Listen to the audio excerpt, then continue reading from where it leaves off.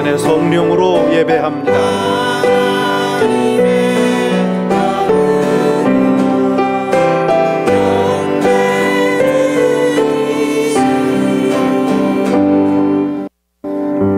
천지를 말씀으로 지으시고 늘 새롭게 하시며 오늘도 다스리시는 전능하신 하나님, 이 시간 우리를 위하여 육신을 입고 이 땅에 오시어 고난당하시고 십자가에 달리시며 부활하시어 우리를 모든 죄와 사망 권세로부터 구하신 우리 주 예수 그리스도의 귀하신 이름으로 저희들 모였습니다. 성령님 이 시간에 임하시고 운행하시고 주장하시어서 하나님 한 분만이 영광받고 높임받는 예배로 인도하소서. 성부 성자 성령 삼위일체 하나님께 세세 무궁토록 영광이 있을지이다. 아멘. 오늘 주시는 하나님의 말씀 함께 듣습니다. 이에 예수께서 그들에게 말씀하시되 이 글이 오늘 너희 귀에 응하였느니라 하시니 그들이 다 그를 증언하고 그 입으로 나오는 바 은혜로운 말을 놀랍게 여겨 이르되 이 사람이 요셉의 아들이 아니냐. 예수께서 그들에게 이르시되 너희가 반드시 의사야 너 자신을 고치라 하는 속담을 인용하여 내게 말하기를 우리가 들은 바 가버나움에서 행한 일을 너 고향 여기서도 행하라 하리라. 또 이르시되 내가 진실로 너에게 이르노니 선지자가 고향에 쓰는 한영을 받는 자가 없느니라. 내가 참으로 너에게 이르노니 엘리야 시대에 하늘이 3년 6개월간 닫혀 온 땅에 큰 홍령이 들었을 때에 이스라엘에 많은 가부가 있었으되 엘리야가 그 중 한 사람에게도 보내심을 받지 않고 오직 시돈 땅에 있는 사렙다의 한 가부에게 뿐이었으며 또 선지자 엘리사 때에 이스라엘에게 많은 나병한 자가 있었으되 그 중에 한 사람도 깨끗함을 얻지 못하고 오직 수리아 사람 나아만 뿐이었느니라. 해당에 있던 자들이 이것을 듣고 다 크게 화가 나서 일어나 동네 밖으로 쫓아내어 그 동네가 건설된 산 낭떠러지까지 끌고 가서 밀쳐 떨어뜨리고자 하되 예수께서 그들 가운데로 지나서 가시니라.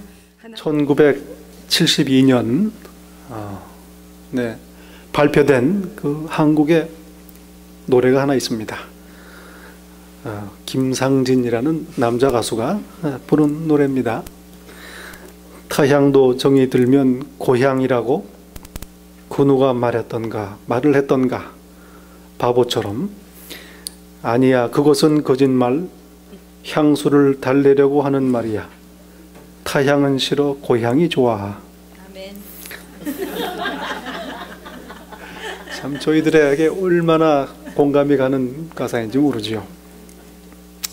당시에 그 고향을 떠나 서울로 모여들어서 고달픈 삶을 영위하고 있었던 많은 사람들이 이 노래를 통해서 얼마나 위로를 받고 향수를 달랬는지 모릅니다.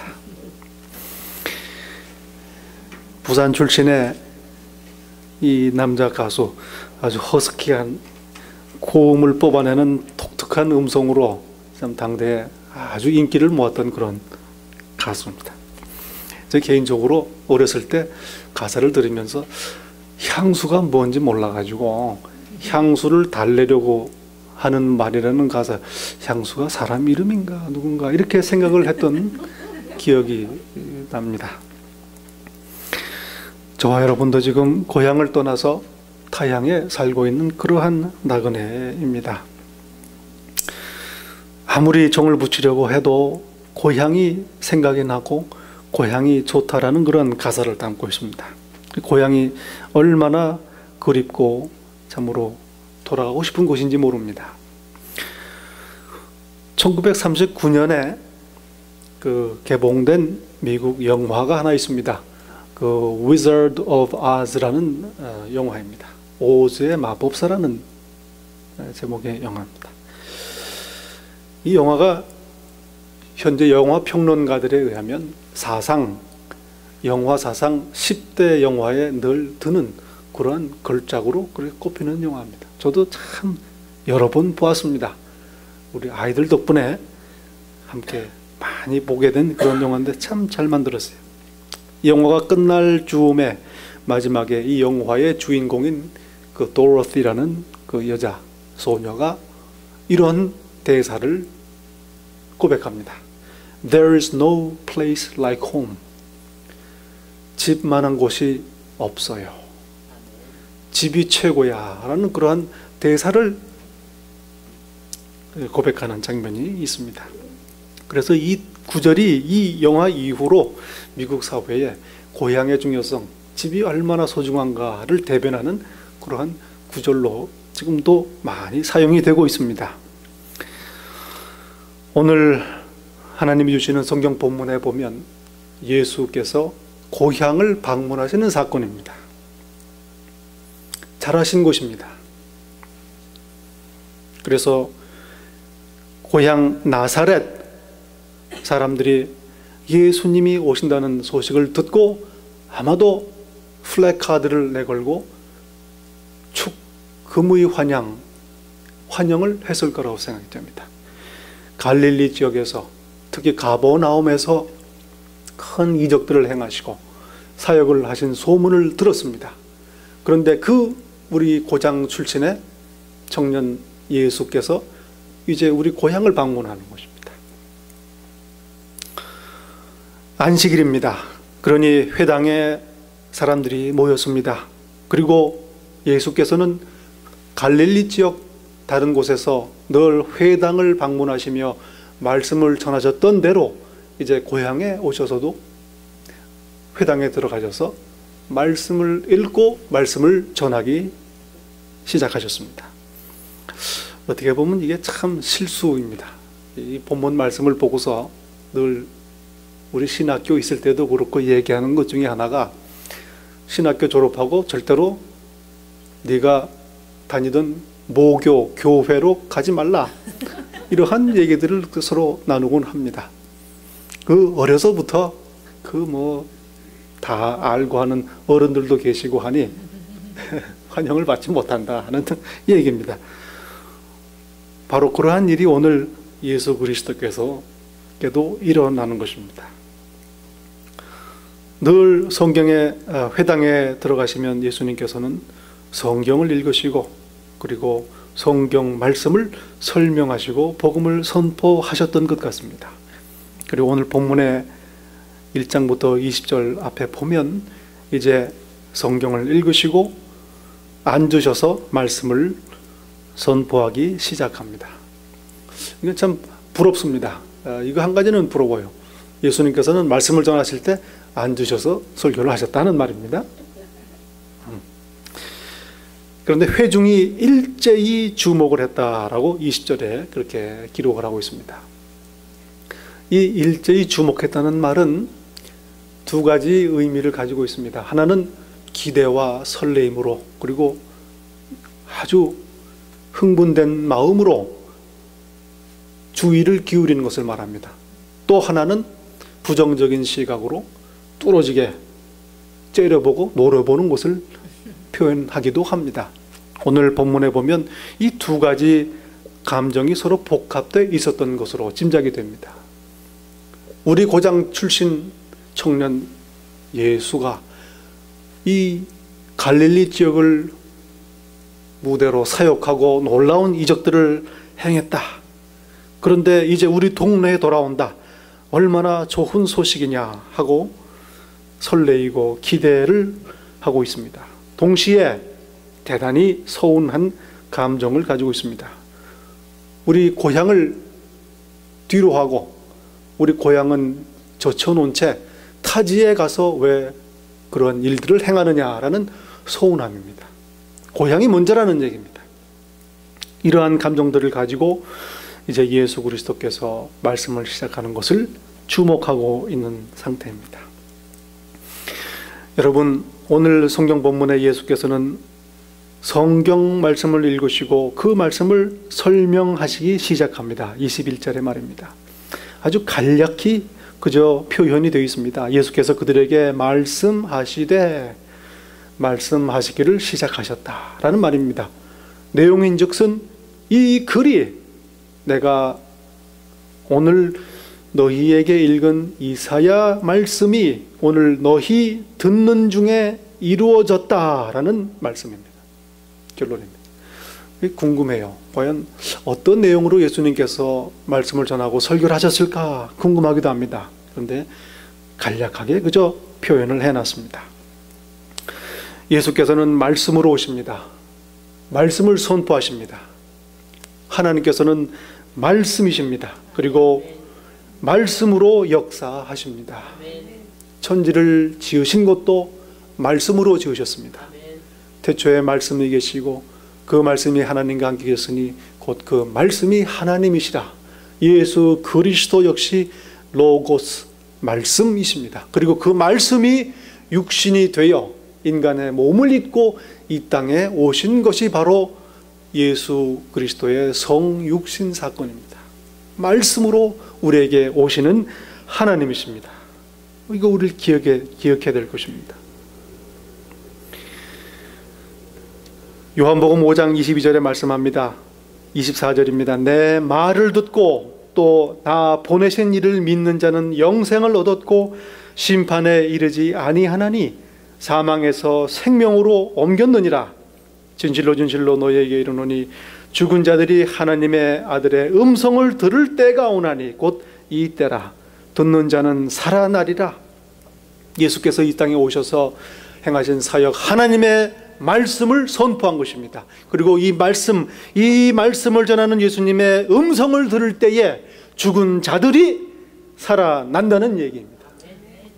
바로 우리를 향하신 말씀입니다. 이 세상의 어두움과 모든 죄짐과 풍랑 가운데 우리 영혼이 쓰러지고 넘어지고 사망 권세 아래에 허덕입니다. 어떻게 생명을 누릴 수 있습니까? 하나님의 말씀, 예수 그리스도의 음성을 들을 때에 살아나는 것입니다. 말씀입니다. 그 말씀이 너희 속에 거하지 아니하니 이는 그가 보내신 이를 믿지 아니함이라. 예수님을 믿지 아니하는 것은 하나님의 말씀을 거부하는 것이요, 너희가 성경에서 영생을 얻는 줄 생각하고 성경을 연구하거니와 이 성경이 곧 내게 대하여 증언하는 것이라. 참으로 참으로 귀한 말씀입니다. 예수께서는 성경 말씀을 완성하신 분이십니다. 저와 여러분은 성경 말씀을 증거합니다. 그런데 성경은 예수님을 증거한다는 말입니다. 그러니 예수님을 영접하고 믿는 것이 말씀을 영접하는 것이요, 하나님을 영접하는 것이라는 말입니다. 내 아버지의 뜻은 아들을 보고 믿는 자마다 영생을 얻는 이것이니 마지막 날에 내가 이를 다시 살리리라. 하나님의 뜻이 무엇입니까? 예수 그리스도를 믿고 영접하는 것입니다.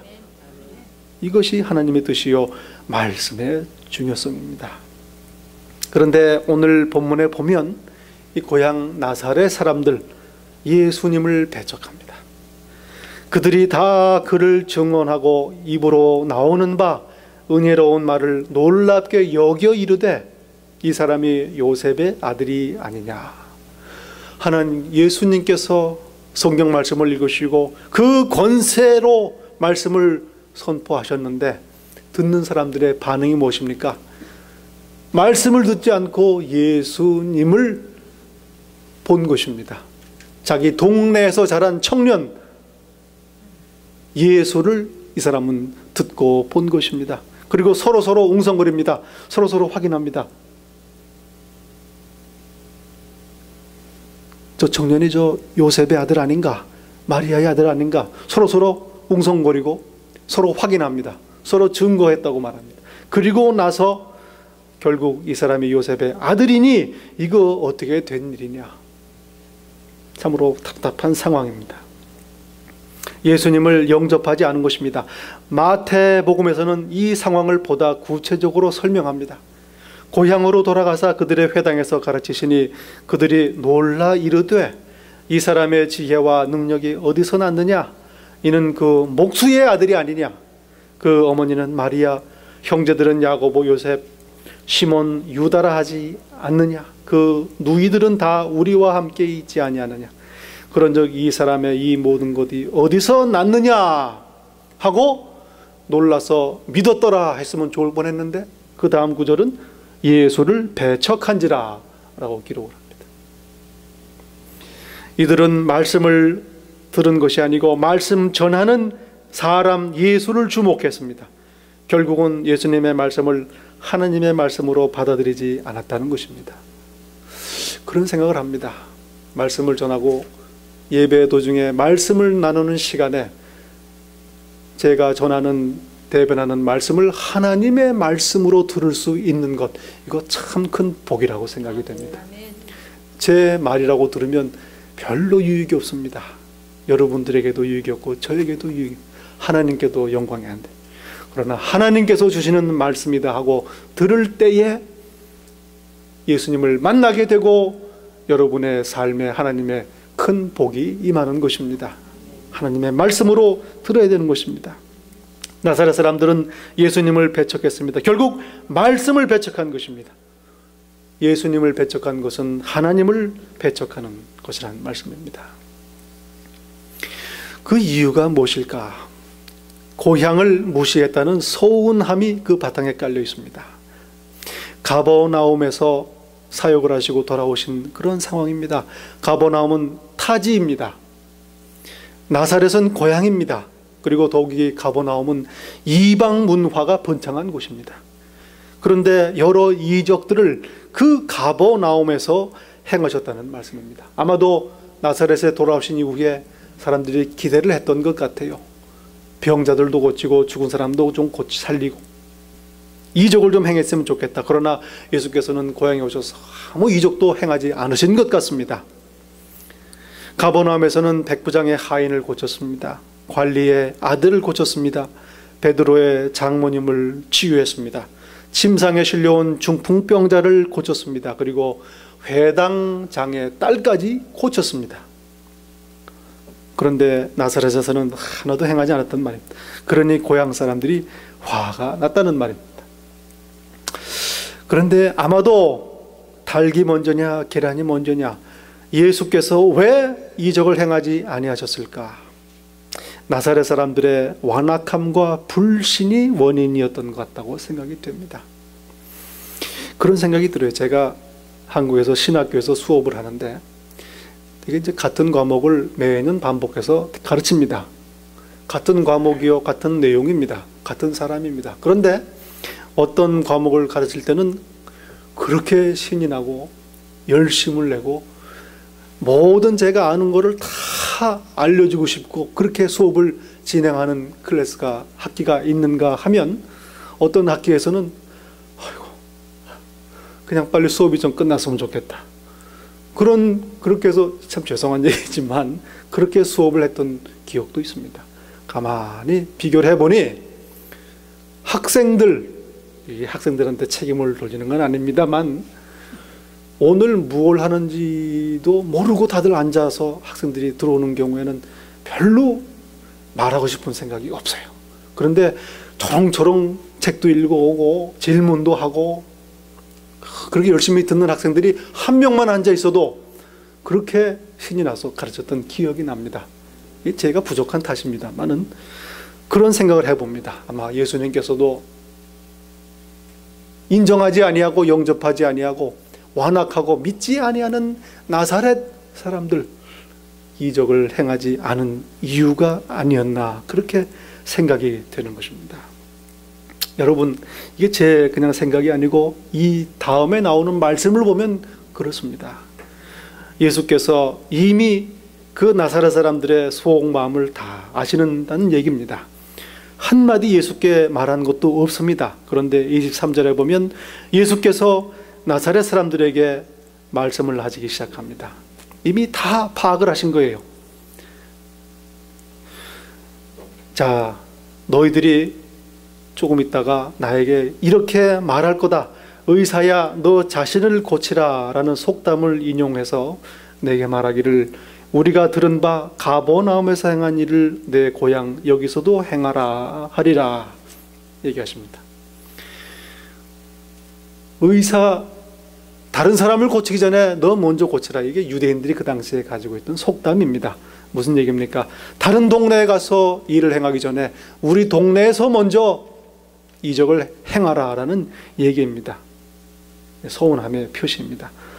그러나 예수님께서 말씀하십니다. 선지자가 고향에서는 환영을 받는 자가 없느니라 말합니다. 이미 환영받지 못한다는 것을 아셨다는 것입니다. 여러분, 예수께서 우리의 속을 아십니다. 요한복음 2장 23절에 보면 말씀하십니다. 6월절에 예수께서 예루살렘에 계시니 많은 사람이 그의 행하시는 표적을 보고 그 이름을 믿었으나 예수는 그의 몸을 그들에게 의탁하지 아니하셨으니 이는 친히 모든 사람을 아심이요 또 그 사람에 대하여 누구의 증언도 받으실 필요가 없었으니 이는 그가 친히 사람의 속에 있는 것을 아셨습니다. 사람의 속에 있는 것을 아시는 하나님이십니다. 그리고 그런 구절들이 종종 등장합니다. 이적을 행하시고 병을 고치시면 사람들이 수근수근거립니다. 그러면 예수께서 그들이 서로 의논하는 것을 아시고 그들에게 말씀을 하시는 장면들이 기록이 되어 있습니다. 나사렛 사람들이 예수님을 배척했기에 예수께서는 이적을 행하지 않은 것입니다. 저 같으면 그래요. 그냥 사람들이 속이 어떤지 이렇게 알면 그냥 조용히 모른 척하고 넘어갈 수도 있습니다. 참으로 어색한 상황이 아니겠습니까? 그런데 예수님이십니다. 그러니 대단히 직설적이고 심지어는 적대적인 그런 방식으로 그들에게 말씀을 하시는 것입니다. 이러다가 너희가 나보고 가버나움에서 행한 일을 하라고 요구하겠구나. 나는 선지자인데 역시 환영받지 못하는구나. 나는 너희에게 이적을 행하고 너희를 돌보느니 차라리 이방인들을 돌보겠다라고 그렇게 선언을 하십니다. 이 속에 염장을 지르는 그런 말씀입니다. 가뜩이나 서운한 사람들에게 뺨을 때리는 그런 말씀입니다. 이유가 무엇일까요? 나사렛 사람들이 회개하기를 원하시기 때문입니다. 회개하기를, 그들의 불신과 완악함을 하나님 앞에 회개하기를 원하십니다. 회개하려면 죄가 드러나야 됩니다. 바로 이것이 지금 예수께서 원하시는 바라는 것입니다. 죄를 드러내는 그러한 말씀입니다. 그런데 28절에 보면 회당에 있는 자들이 이것을 듣고 다 크게 화가 나서 일어나 동네 밖으로 쫓아내어 그 동네가 건설된 산 낭떠러지까지 끌고 가서 밀쳐 떨어뜨리고자 하되라고 기록을 합니다. 참으로 예배드리려 회당에 모였습니다. 안식일입니다. 병자도 고쳐서 안 되고 일도 해서도 안 됩니다. 그런데 사람 죽이는 건 괜찮다는 얘기예요. 죄가 드러나자 이들은 경로하여 예수님을 죽이려고 합니다. 산 낭떠러지까지 끌고 가서 밀쳐 떨어뜨린 후에 돌로 쳐 죽이는 것입니다. 돌로 쳐 죽일 때에 서 있는 사람을 치는 것보다 저 밑에 있는 사람을 치는 게 더 효과적이지 않겠습니까? 그러면 저절로 돌 무덤이 생기게 되는 것입니다. 죄를 지적받으니 아픕니다. 선택은 두 가지입니다. 회개하든지 아니면은 대적하는 것입니다. 참 성경에 보면 재미있어요. 사도들이 일제히 체포가 됩니다. 공회에 의해서 체포가 돼 감옥에 갇혔는데 밤에 주의 사자가 나타나서 그들을 다 기적적인 방법으로 탈옥을 시킵니다. 그리고 성전에 가서 그 다음날 또 복음을 전하게 합니다. 감옥을 간수하던 간수들은 난리가 났어요. 죄수들이 다 도망갔습니다. 당장 찾아오라. 찾을 것도 없어요. 대낮에 성전에서 말씀을 전하고 있습니다. 다시 다 체포했습니다. 그리고 신문을 합니다. 그런데 사도들이 베드로와 비롯해서 그들에게 말씀합니다. 예수, 너희가 나무에 달아 죽인 예수가 바로 그리스도시다. 너희가 그리스도를 십자가에 못 박았다 선포합니다. 얼마나 담대한 그런 말씀입니까? 이 말씀을 들었으면 선택은 두 가지입니다. 깨닫고 회개하든지 아니면 말씀 전한 사람을 처형하는 것입니다. 공회원들은 크게 경노했다고 기록하고 있습니다. 이때 크게 노하다라는 표현은 이 원어를 보면 조금 과격한 표현입니다만은 톱 있지 않습니까? 톱으로 심장을 켰다라는 그러한 표현입니다.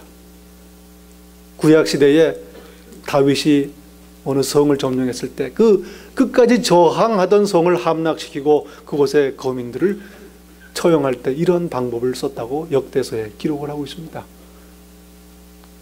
그런데 오늘 표현해 보면 사도들 말씀에 이들이 마음에 찔림을 당했다는 것입니다. 얼마나 아팠다 하는 얘기입니다.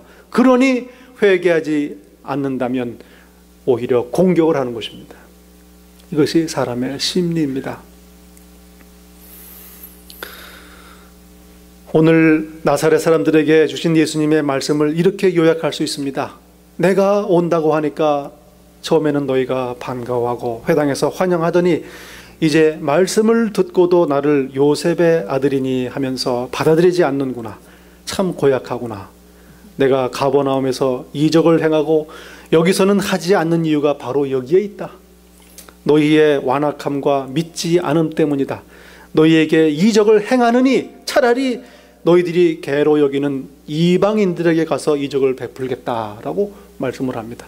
그러니 나사렛 사람들이 얼마나 가슴에 상처가 되고 마음이 아프겠느냐 하는 말입니다. 그러니 화가 난 겁니다. 그러면서 엘리야와 엘리사, 이스라엘의 위대한 선지자 두 사람의 이야기를 합니다. 그 이스라엘 땅을 포함해 이 땅에 큰 가뭄이 들었을 때에 엘리야 선지자가 이스라엘 땅에 왜 과부가 없었겠습니까? 굶주리는 과부가 왜 없었겠습니까? 그런데 오히려 이방 땅인 사렙다 땅에 과부에게로 가서 그 과부에게 먹을 것을 주었다는 얘기입니다. 그리고 문둥병자가 이스라엘은 왜 없겠습니까? 그런데 엘리사는 시리아에서 온 이방인 나만을 고쳤다는 이야기입니다. 그런 얘기를 하시면서 내가 너희를 고치느니 이방인들을 고치겠다라는 말씀을 하시는 것입니다. 여러분, 죄가 드러날 때에 회개하든지 아니면 배척을 합니다. 스데반을 죽인 자들도 마찬가지입니다. 그 모여있는 사람들을 향하여 스데반이 선포합니다. 율법을 지키지 않고 하나님께 불순종한 자들이 바로 당신들입니다. 그러자 그들은 극심한 아픔을 겪게 되고 마음에 듣고 마음에 찔려 그 극도의 심장을 톱으로 켜는 듯한 고통을 받고 타오르는 분노에 사로잡힙니다. 그리고 그를 향하여 이를 갈았다고 기록을 하고 있습니다. 스데반을 처형을 한 것입니다. 여러분, 우리에게 주시는 귀한 말씀입니다. 우리의 죄가 드러날 때에 회개해야 될 것입니다. 반발하거나 정당화하거나 스스로를 합리화해서는 안 될 것입니다. 왜냐하면 그것은 바로 예수님을 배척하는 것이요 말씀을 배척하는 것이기 때문에 그렇습니다. 좋은 모범이 있습니다. 다윗이 좋은 회개의 대표적인 인물입니다. 벳세바와 범죄한 후에 선지자 나단이 찾아갑니다. 그리고 쭉 말씀을 에둘러서 죄를 지적합니다. 그리고 당신이 그 사람이라 라고 그 앞에서 선포합니다. 감히 왕 앞에서 선지자가 왕의 잘못을 책망하는 것입니다. 그러자 다윗은 즉시 그 자리에서 회개합니다. 이게 바로 다윗의 위대함입니다. 다윗이 나단에게 이르되 내가 여호와께 죄를 범하였노라. 회개하는 것입니다. 그리하여 그리스도를 내는 그러한 위대한 왕가를 이루게 된 것입니다. 오순절 구원받은 자들을 말씀을 듣고 회개한 자들입니다. 사도행전 2장 37절에 보면 오순절 베드로의 설교를 듣고 모인 사람들이 마음에 찔려 같은 고통을 겪습니다. 그런데 그들은 화내고 분노하는 대신 어찌 해야 되는가라고 질문하는 것입니다. 그리하여 베드로의 말씀을 듣고 회개하고 세례를 받아 죄의 사함을 얻게 되는 그러한 귀한 구원을 얻게 된 것입니다. 우리가 본받아야 할 모범이라는 것입니다. 그런데 예수께서는 오늘 나사렛 사람들의 이러한 폭력적인 행위 가운데서 그들 가운데 지나서 가시니라 라고 기록을 합니다. 이 구절 참으로 신비한 구절이 아닐 수 없어요. 자세한 설명도 없습니다. 사람들이 예수님을 죽이려고 했는데 그런데 그 상황에서 그저 그 가운데로 지나서 가셨다고 기록을 하고 있습니다. 성경에 보면 예수께서 이렇게 기적적으로 위기 상황을 탈출한 그런 상황들이 몇 군데가 있습니다. 요한복음 8장 56절에 보면 성전에서 가르치실 때에 유대인들이 예수님의 말씀을 듣고 크게 찔림을 받고 크게 걸림돌이 되었습니다. 그리하여 돌을 들어 예수님을 치려 합니다. 그때 예수께서는 숨어 성전에서 나가셨다고 말합니다. 참으로 신비한 이적 중에 하나입니다. 참으로 역설적입니다. 예수께서 이적을 행하시길 원했지만 결국 나사렛 사람들은 이적을 경험을 합니다. 그런데 어떤 이적입니까? 그들을 떠나가는 이적을 경험하게 된 것입니다. 참으로 안타까운 일이 아닐 수 없습니다. 예수님을 영접하는 것이 곧 말씀을 영접하는 것입니다. 말씀을 영접하는 것이 곧 하나님을 영접하는 것입니다. 그러므로 하나님을 영접하는 삶은 예수님을 영접하는 삶입니다. 그리고 말씀을 영접하는 삶입니다. 오늘 말씀에 예수께서는 회당에서 하나님의 현실을 선언합니다. 누가복음 4장 18절 19절 말씀입니다. 주의 성령이 내게 임하셨으니 이는 가난한 자에게 복음을 전하게 하시려고 내게 기름을 부으사. 예수께서 전한 복음은 스스로를 돌볼 수 없는 자, 가난한 자를 도우시는 복된 소식을 전하는 것입니다. 포로된 자에게 자유를, 눈먼 자에게 다시 보게 함을, 그리고 눌린 자를 자유롭게 하는 복음입니다. 아멘. 주의 은혜의 해를 선포하려 하는 것입니다. 여러분, 저희들 포로된 자로 살고 있습니다. 이 세상에 참으로 험한 이 악의 세력, 죄악과 사망의 권세 아래 포로된 자로 살았던 사람들입니다. 그리고 눈먼 자로 살았던 사람들입니다. 눌린 자로 살던 사람들입니다. 그런데 예수 그리스도로 말미암아 노임을 받고 다시 보게 되고 자유를 얻게 된 것입니다. 이것이 바로 은혜의 해요 예수 그리스도의 오신 복된 소식이라는 것입니다. 여러분, 현실은 그대로 있습니다. 세상의 현실입니다. 그러나 오늘 예수께서 선포하시는 현실은 하나님의 현실입니다. 자유롭게 된, 해방된, 다시 보게 된 그러한 현실인 것입니다. 이 현실이 언제 우리의 것이 되느냐? 말씀을 들을 때에 너희 귀에 응하였도다라는 말씀입니다. 그러므로 말씀을 들어야 하는 것입니다. 말씀을 들을 때에 하나님의 계획, 복음이 나에게 현실이 되는 것입니다. 예수님을 영접하고 말씀을 상고하고 사모하고 영접함으로 말미암아 하나님께서 우리에게 허락하신 복음을 누리는 교회가 되기를 바랍니다. 저와 여러분의 삶이 되기를 바랍니다. 성경 말씀을 영접함으로 오늘 하나님의 복음이 우리에게 이루어지는 그런 복된 삶을 누리기를 간절히 축원합니다. 이제 기도하겠습니다. 말씀으로 오신 하나님, 또 말씀이신 우리 주 예수 그리스도를 보내신 하나님, 예수 그리스도를 영접함으로 말미암아 하나님의 말씀을 영접하고 하나님을 영접하여 하나님께서 저에게 허락하신 이 자유와 구원의 현실을 저희들 것으로 누리게 하옵소서. 예수 이름으로 기도하옵나이다. 아멘.